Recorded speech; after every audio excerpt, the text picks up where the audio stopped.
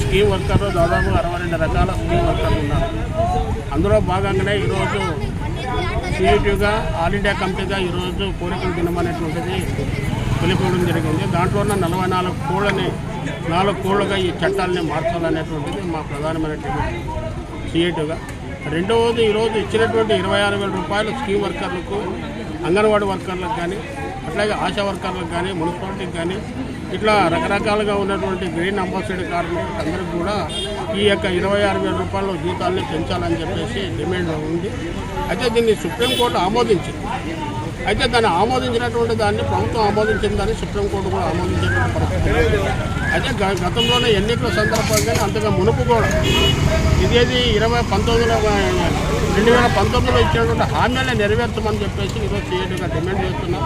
కాబట్టి స్కీమ్ వర్కర్ల యొక్క సమస్యలను వెంటనే పరిష్కరించాలని చెప్పేసి సిఐటిగా ఈరోజు అన్ని మండల ఆఫీసుల